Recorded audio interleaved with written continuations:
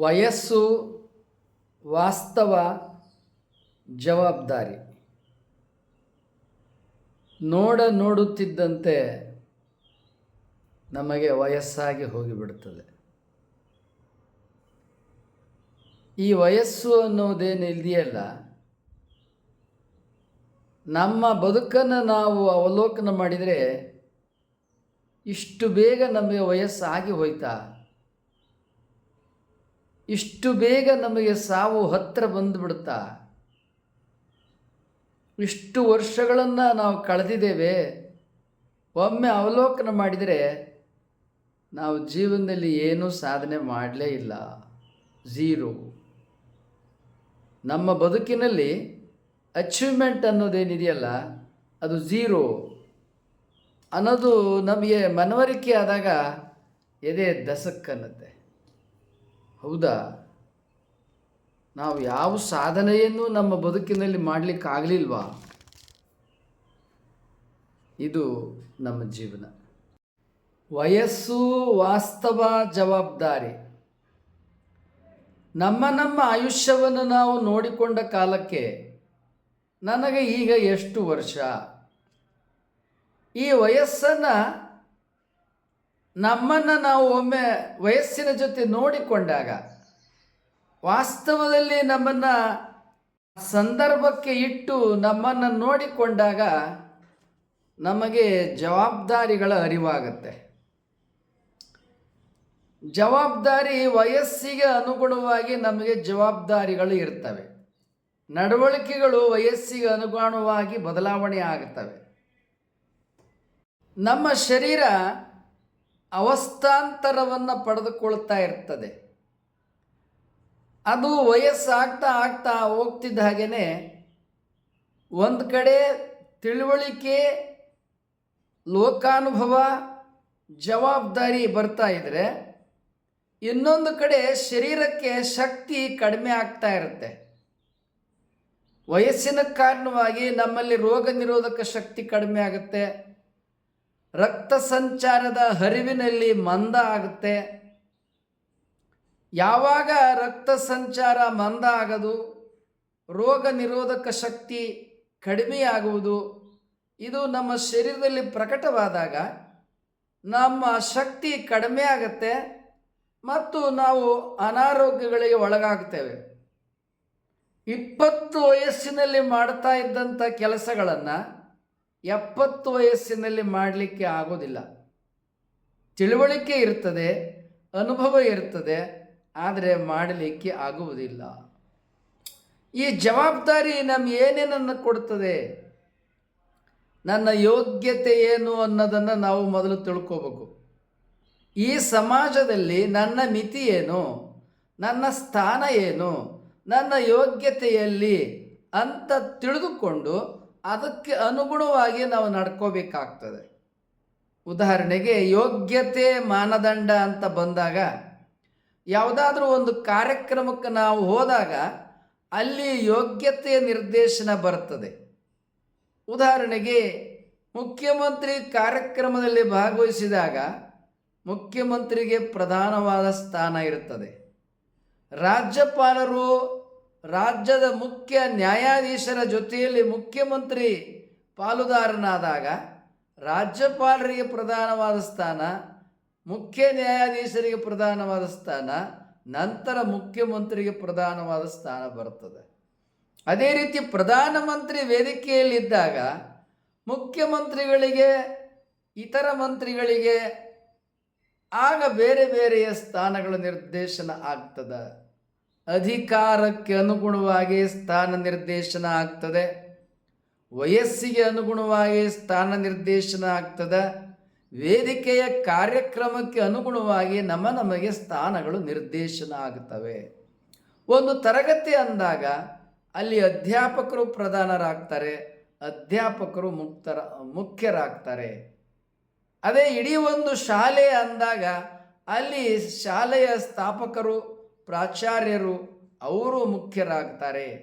ಉಳಿದವರಿಗೆ ನಂತರದ ಸ್ಥಾನ ನಿರ್ದೇಶನ ಆಗ್ತದೆ. ಹಾಗೆ ಇಡೀ ಜೀವನವನ್ನು ನಾವು ಅವಲೋಕನ ಮಾಡಿ ನೋಡಿದಾಗ, ಉದಾಹರಣೆಗೆ ಈ ಆಕಾಶದಲ್ಲಿ 3,500 ಕೋಟಿ ನಕ್ಷತ್ರಗಳಿದ್ದಾವೆ.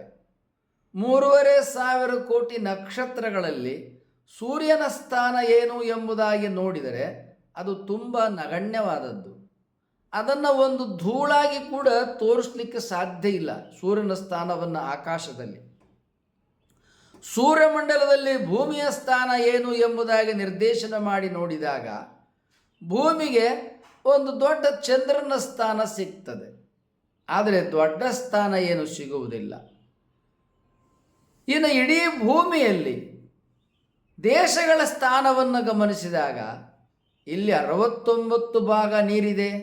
ಇರುವಾಗ ಈ ಭೂಮಿಯಲ್ಲಿ ಇಂಡಿಯಾ ದೇಶದ ಸ್ಥಾನ ಎಲ್ಲಿ? ಇಂಡಿಯಾ ದೇಶದಲ್ಲಿ ಕರ್ನಾಟಕದ ಸ್ಥಾನ ಎಲ್ಲಿ?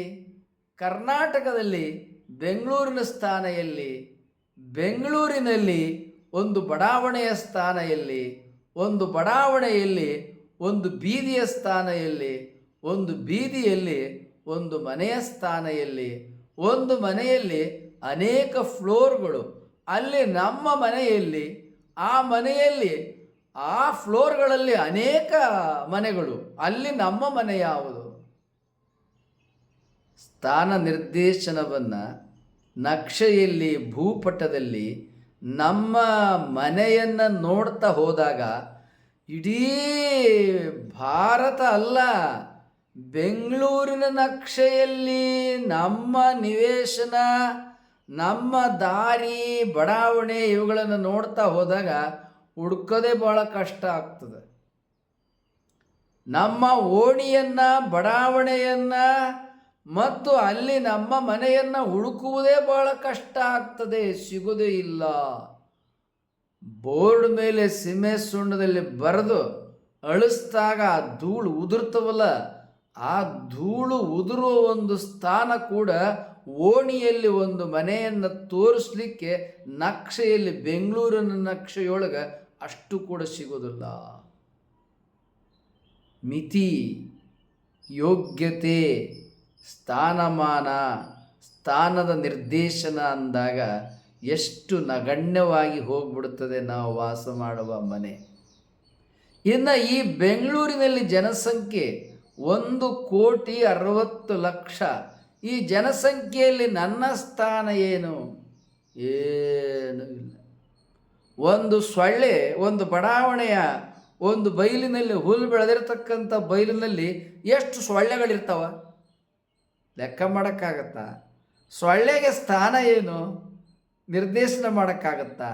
ಹಾಗೆ ಕರ್ನಾಟಕದ ಜನಸಂಖ್ಯೆಯಲ್ಲಿ ಬೆಂಗಳೂರಿನ ಜನಸಂಖ್ಯೆಯೊಳಗೆ ನನ್ನ ಸ್ಥಾನ ಏನು ಎಂಬುದಾಗಿ ನೋಡಿದಾಗ ಒಂದು ಹುಲ್ಲುಗಾವಲಿನಲ್ಲಿ, ಒಂದು ಹುಲ್ಲು ಮೈದಾನದಲ್ಲಿ ಸೊಳ್ಳೆಗೆ ಸ್ಥಾನ ಏನು ಅಂತ ಅಂದಾಗ ನಮ್ಮ ಸ್ಥಾನವೂ ಕೂಡ ಒಂದು ಹುಲ್ಲುಗಾವಿನಲ್ಲಿ ಸೊಳ್ಳೆಗೆ ಸಿಗುವ ಸ್ಥಾನವೇ. ಇಷ್ಟು ಅಲ್ಪರಾಗಿರುವ ನಾವು ನಮ್ಮ ಯೋಗ್ಯತೆ ಏನು ಅಂತ ತಿಳಿದುಕೊಂಡ್ರೆ ನಮಗೆ ಗರ್ವದಿಂದ, ಅಹಂಕಾರದಿಂದ ಮೆರೆಯೋದು ನಿಂತೋಗುತ್ತೆ. ಜವಾಬ್ದಾರಿಯಿಂದ ನಡ್ಕೊಳ್ಳೋದು ಮನದಟ್ಟಾಗತ್ತೆ. ನನ್ನ ಯೋಗ್ಯತೆ ಇಷ್ಟೇ, ನಾನು ಜೀವನದಲ್ಲಿ ಬಹಳ ಬಯಸಬಾರದು, ಇನ್ನು ಕೆಲವು ದಿವಸಕ್ಕೆ ನನ್ನ ಜೀವನ ಅಂತ್ಯ ಆಗೋದಿದೆ, ನನ್ನ ಕೈಯಲ್ಲಿ ಬೇರೆ ಏನು ಮಾಡಲಿಕ್ಕೆ ಸಾಧ್ಯ ಇಲ್ಲ.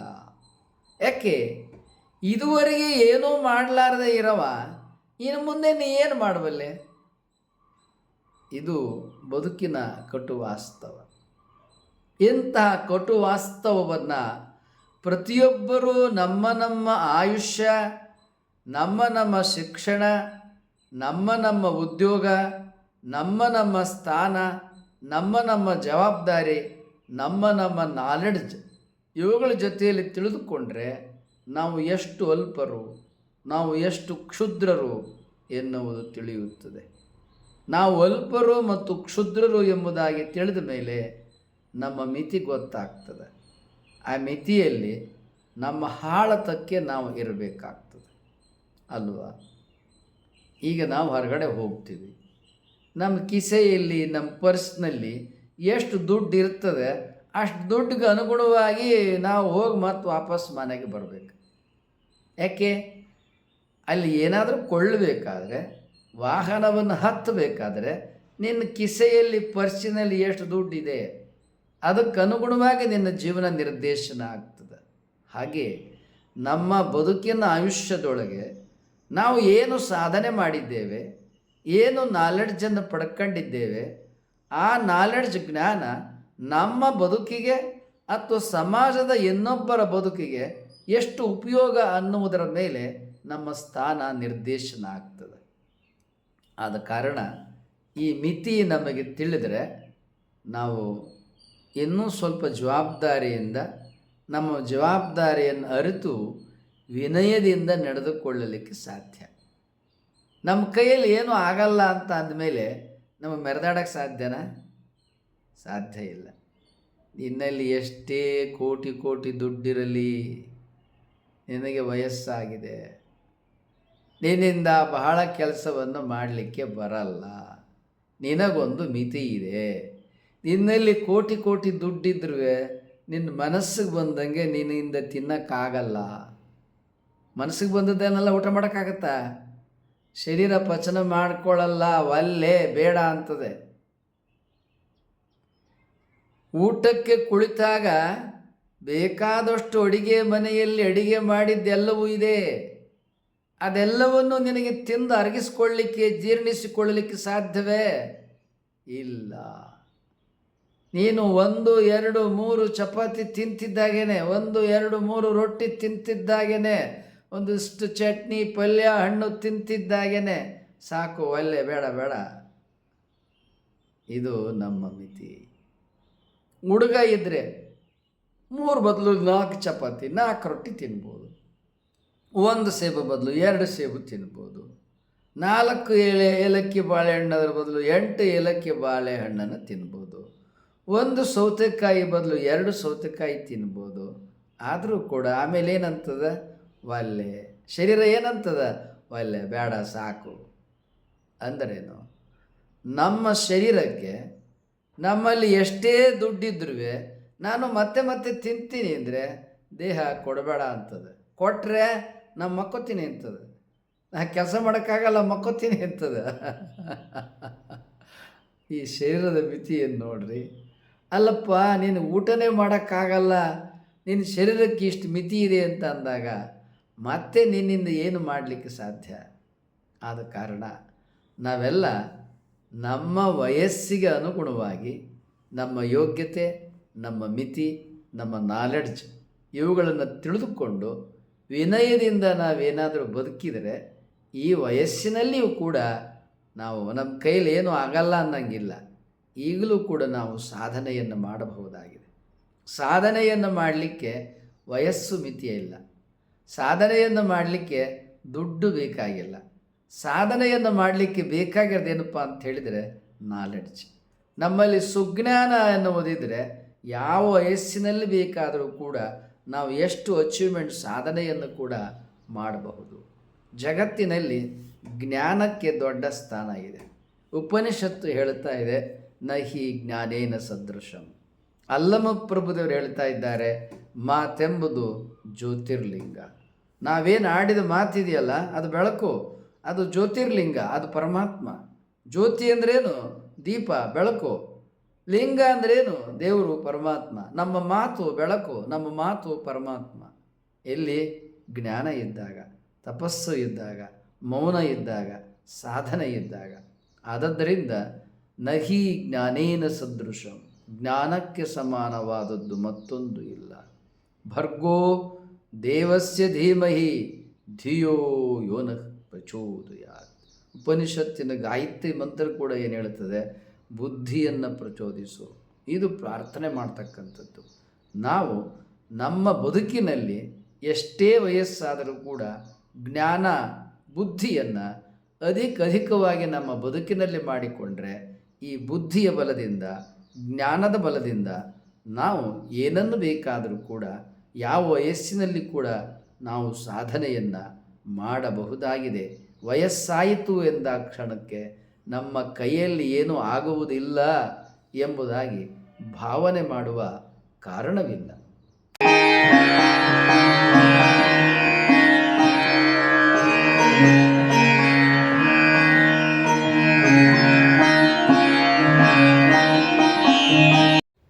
ನೀವು ನಮಗೆ ಮೌಲಿಕವಾದ ಸಬ್ಸ್ಕ್ರೈಬರ್, ವ್ಯಾಲ್ಯುಬಲ್ ಸಬ್ಸ್ಕ್ರೈಬರ್. ನೀವು ಆಗಲೇ ಸಬ್ಸ್ಕ್ರೈಬ್ ಮಾಡಿರ್ಬೋದು. ಮಾಡಿಲ್ಲದೆ ಹೋದರೆ ಸಬ್ಸ್ಕ್ರೈಬ್ ಮಾಡಿ, ಲೈಕ್ ಮಾಡಿ. ಅಲ್ಲಿ ಬೆಲ್ ಬಟನ್ ಬರುತ್ತೆ, ಬೆಲ್ ಬಟನನ್ನು ಒತ್ತಿ. ನಿಮ್ಮ ವಾಟ್ಸಪ್ಪಲ್ಲಿ ಅನೇಕರ ನಂಬರ್ಗಳಿರುತ್ತೆ. ಕನಿಷ್ಠ 10 ಜನಕ್ಕೆ ಈ ವಿಡಿಯೋಗಳನ್ನು ನೀವು ಕಳುಹಿಸಿ.